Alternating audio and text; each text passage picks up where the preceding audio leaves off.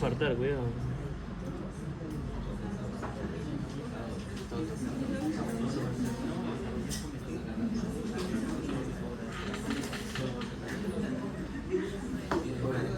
Ya lo veo relajado, entonces podemos empezar, ¿no? ¿Qué tal? ¿Cómo están? Buenas tardes. Bueno, vamos a empezar esta reunión con dos temas que me han encargado también poder conversar con ustedes respecto a claves.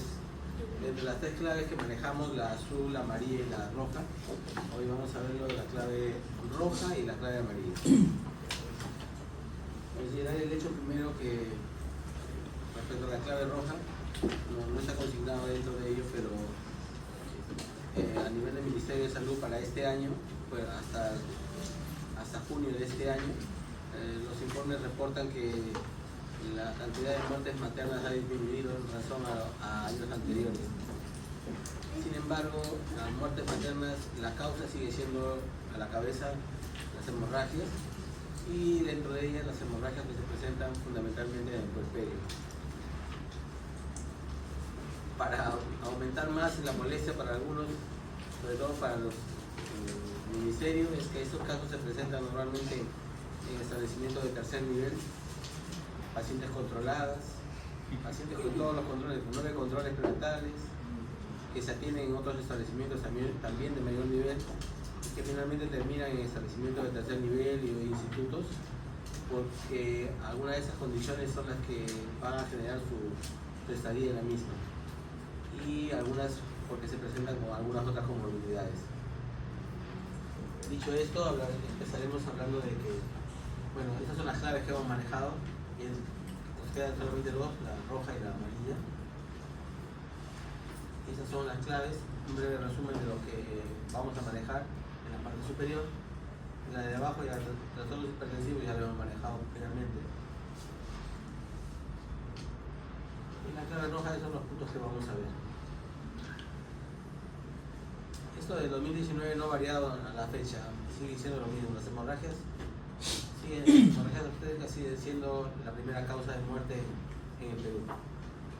Le siguen los trastornos hipertensivos del embarazo y le continúan las infecciones, la sepsis.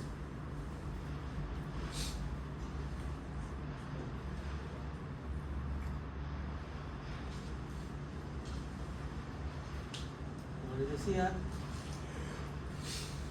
las características del fallecimiento: aquellos pacientes que con controles prenatales en un establecimiento de gran complejidad en algunos casos, pero lo que no han considerado es el hecho de que estas pacientes generalmente son referidas a estos establecimientos. Ya no se pueden manejar en los establecimientos de hospitales de apoyo, por ejemplo, y al no poder manejarlas, los envían a hospitales de tercer nivel o institutos para poder ver si se puede salvar la vida de esos pacientes.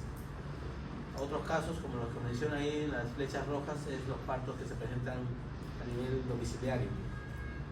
En realidad esto es la cantidad o la pérdida sanguínea en esos partos no se puede valorar, puesto que no se está en el momento del parto. Y otros, bueno, pacientes, como les decía, con todos los controles prenatales, y el principal momento en el cual se presentan es en el puerperio. Por ello es que hay que tener y debemos tener mayor cuidado para tratar a estos pacientes en este periodo de trabajo de parto. La clasificación: unas hemorragias que se presentan antes del parto y las que se presentan postparto. Las anteparto ya ustedes las conocen, las de la primera mitad del embarazo y las de la segunda mitad del embarazo. Las más frecuentes, existen otras causas de la segunda mitad del embarazo, pero estas son las más frecuentes. Y la postparto está, bueno, el tercer periodo del trabajo de parto, el alumbramiento propiamente dicho, y en el cual hay que considerar todo eso de acá, las 4T.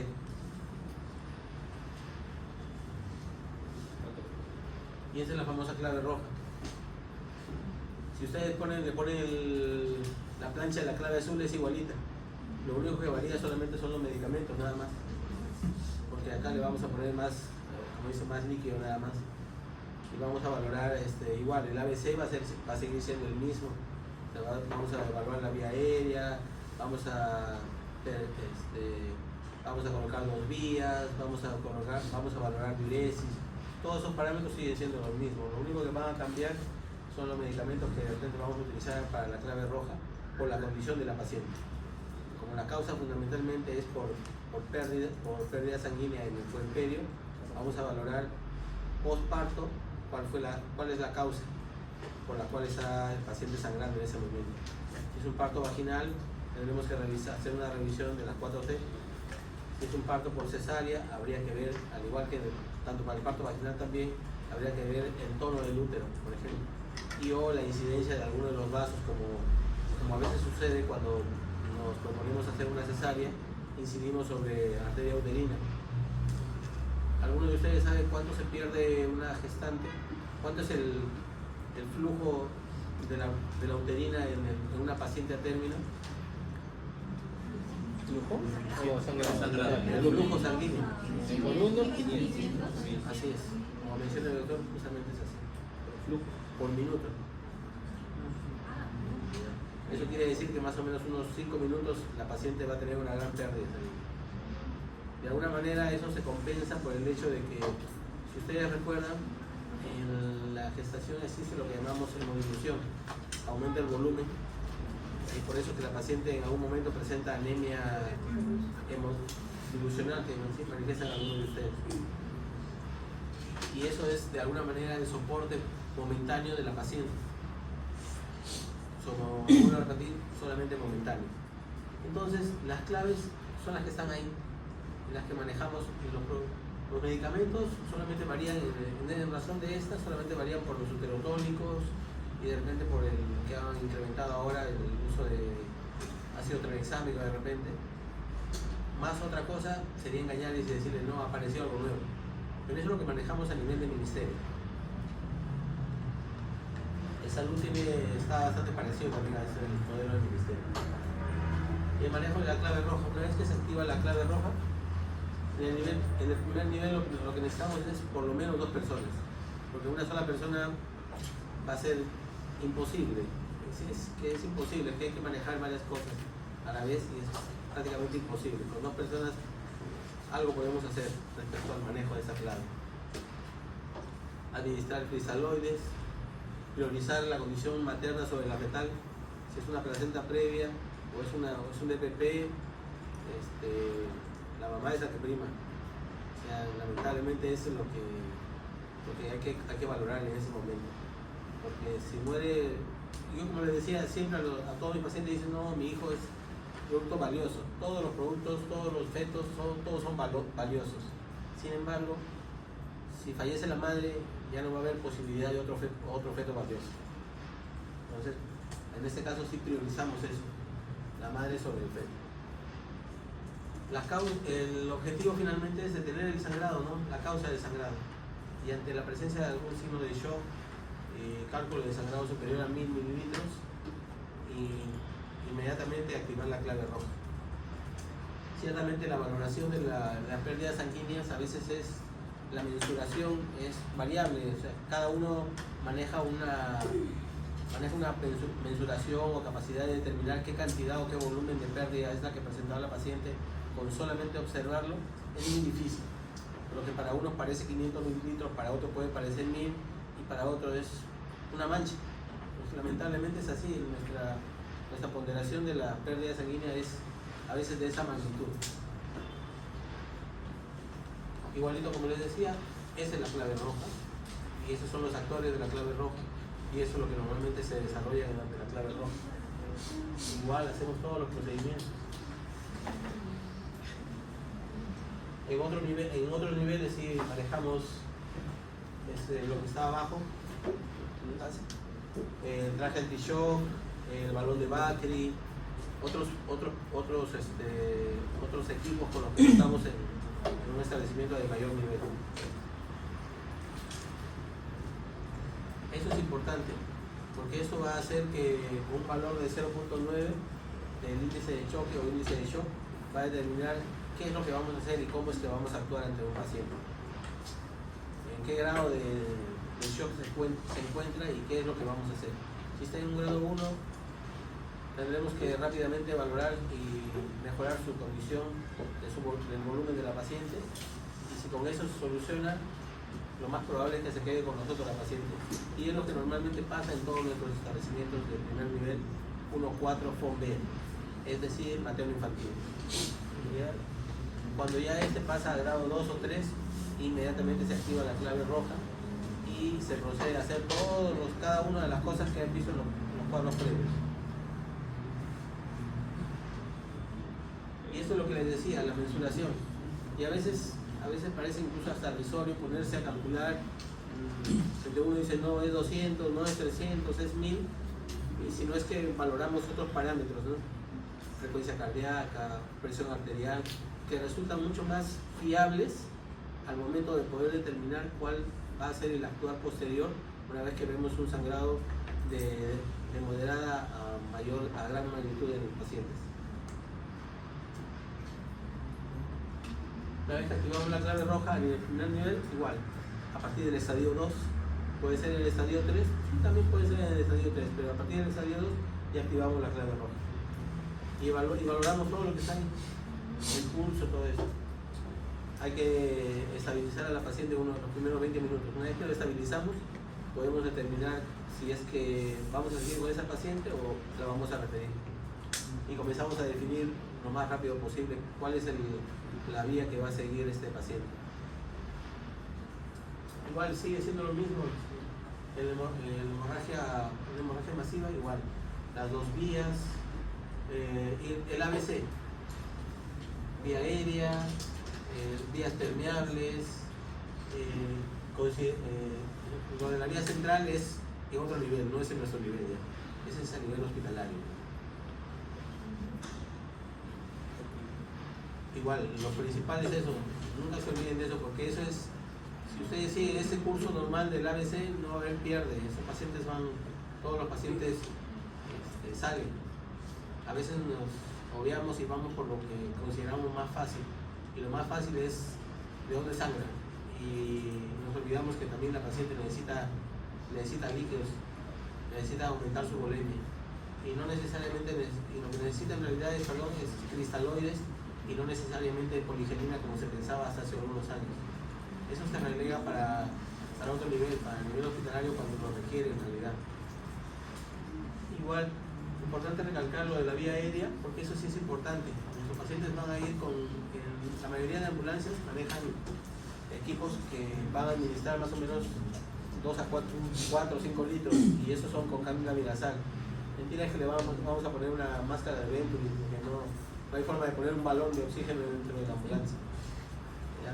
Cuando está dentro del establecimiento, sí tenemos la suerte, si tenemos la suerte de tener un balón de oxígeno, sí podemos usar una máscara de reservorio. Esos son los volúmenes que se pueden administrar.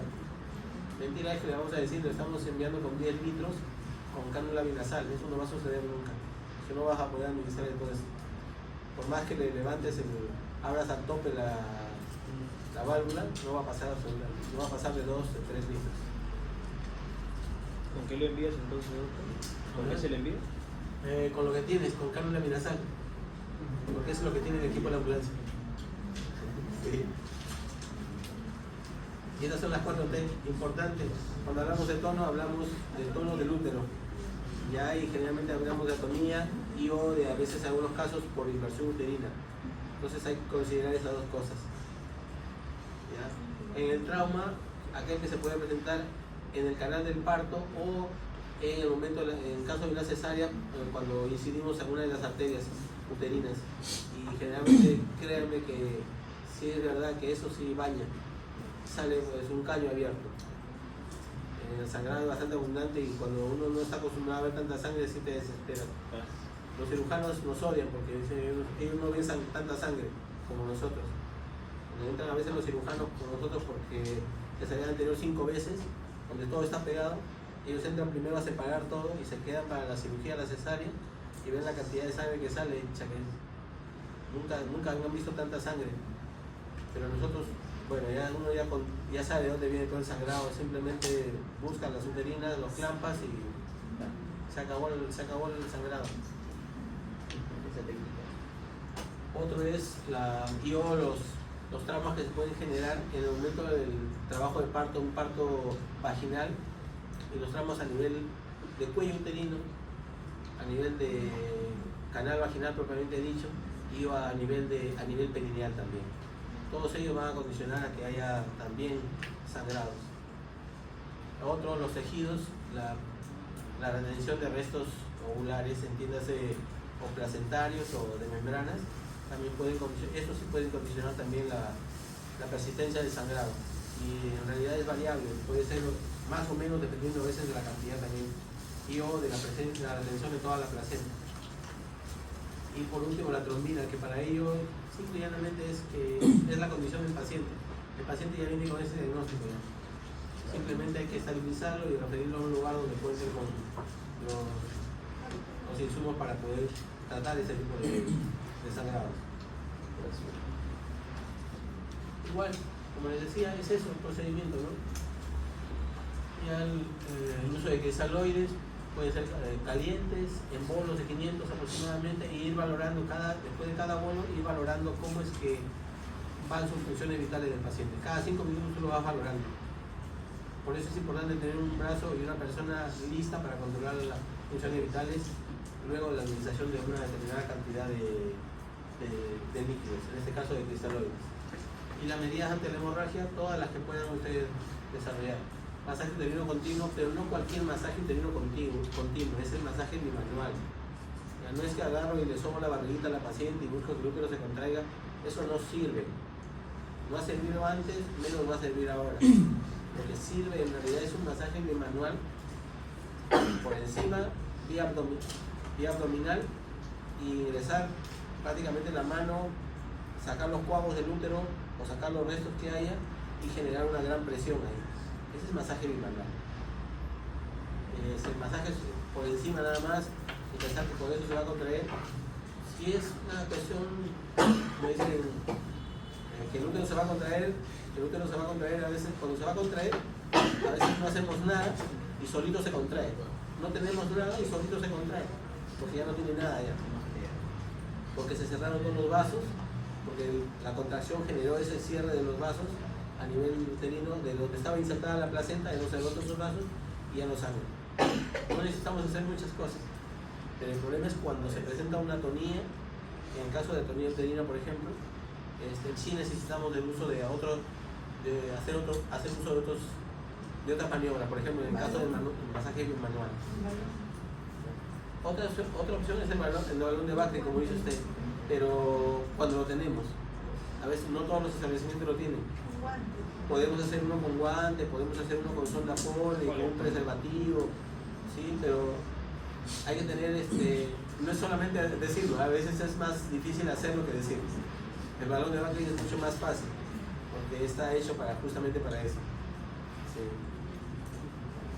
El otro de las cosas que se utiliza son oxitocina. 80 unidades, yo creo que 80 unidades es bastante, en realidad llegamos a 60 más o menos. Ya, lo que pasa es que cuando ya ocupamos una determinada cantidad de receptores, ocupamos todos los receptores de oxitocina, el útero, por más oxitocina que le estemos administrando, le demos, ese útero ya no se va a contraer más. Recuerden que el cerebro, cuando proporciona oxitocina, no lo proporciona con un flujo continuo, lo proporciona por pulsos y así produce contracción. Tiene que esperar que termine de hacer el efecto de esa oxitocina que se administró para que nuevamente el otro pulso de oxitocina genere nuevamente la contracción. Pero si está copado todos los receptores, a veces es más difícil, o nosotros pensamos que hay que darle más oxitocina para que contraiga más, y eso es falso. En la mayoría de hospitales, si no en todos, con solo administrar 30 unidades por frasco, es más que por un frasco de cloruro de sodio 9 por 1000, es más que suficiente para generar contracciones de bastante intensidad. Otro de los uterotónicos que se utiliza es los derivados del cortisol de centeno, el Gontrate, por ejemplo, ¿ya? Y esto se administra, inicialmente se puede administrar una dosis sucesiva. Yo administro ahorita una dosis y después puedo administrar una dosis a los 20 minutos y después cada 4 horas para generar una buena contracción. Importante en este caso considerar la presión arterial. Si no controlamos la presión, si tenemos una paciente con presión alta, no utilicemos derivados del cortisol de centeno. vamos a generar un aumento mayor de la presión arterial. Otra de las cosas que utilizamos es misoprostol, 800 microgramos, vía rectal, porque es la vía más fácil en ese momento. A veces es difícil, el paciente puede estar hasta inconsciente en ese momento y ponerle sublingual es solamente para que no se... es difícil de administrar. A veces pensamos, no, le ponemos por la boca, que yo les aseguro que es bastante difícil. La vía rectal en este caso funciona muy bien. El paciente, por su estado de conciencia, solamente se le coloca nada más. Bueno, el ácido tranexámico, como les mencionaba previamente, es lo que se está utilizando actualmente y requieren un estudio que se hizo hace poco en Colombia, solamente requiere la administración de una sola dosis nada más. A pesar de que ahí dice repetir en 30 minutos, no necesariamente eso se realiza. Hasta hace algunos años, todo esto se realizaba de forma secuencial. Se colocaba uno, no funcionaba, se colocaba otro, no funcionaba, se colocaba otro, no funcionaba, se colocaba otro. Hoy en día se usan todos, pero todos se usan de manera simultánea. Comienza la hemorragia, vemos que hay un sangrado de regular cantidad, de regular cuantía. Lo que hacemos es activar la clave, cuando lo consideramos en ese momento pertinente, y comenzamos a utilizar todas estas drogas juntas. Tomamos la presión y ponemos una vía con oxitocina, ponemos el intramuscular derivado del colesterol de centeno, ponemos el misoprostol y ponemos el ácido tranexámico. Y comenzamos con el masaje bimanual. Hacemos todo a la vez. De esa manera permitimos que por diferentes rutas generemos contracción y no sea solamente la vía sanguínea la que nos ayude o que nos permita ayudar a contraer ese útero. Si es que la causa fuera ello. Si la causa es una causa de un desgarro cervical o vaginal, como ya vamos a estar evaluando a ese paciente, podemos determinarlo y rafiarlo y solucionar el problema.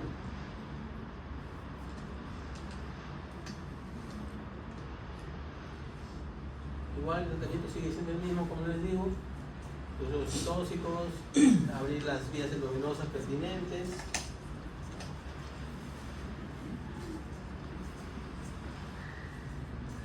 Esa es una de las cosas que también se puede hacer, digo, pero en los gorditos no funciona.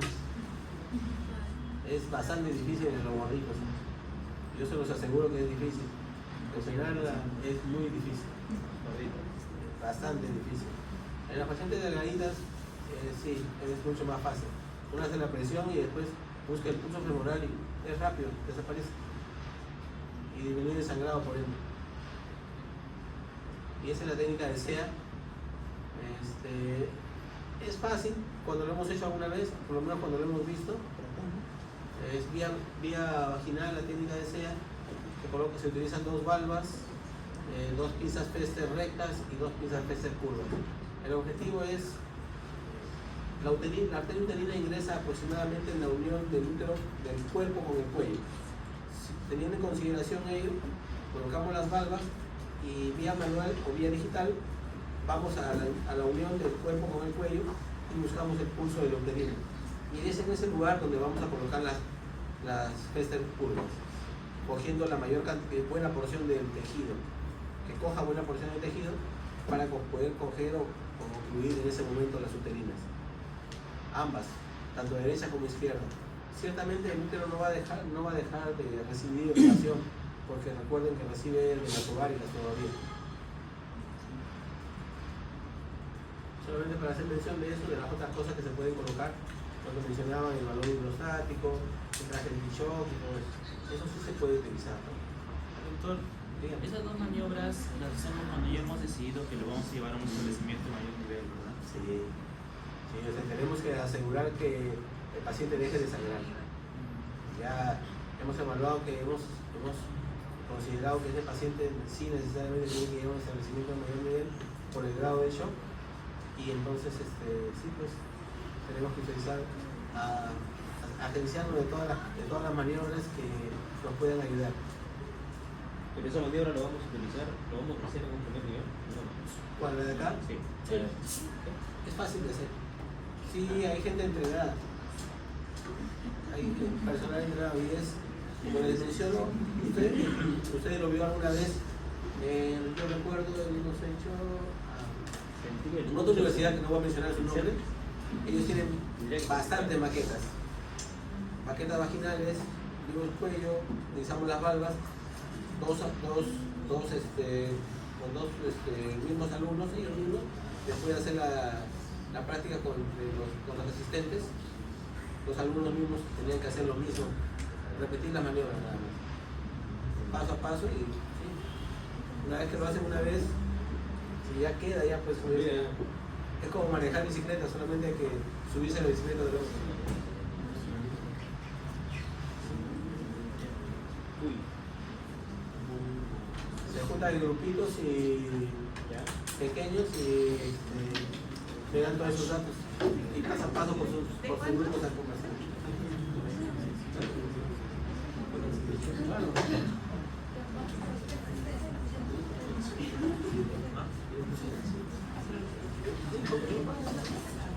Voy a hacer que ponga aquí.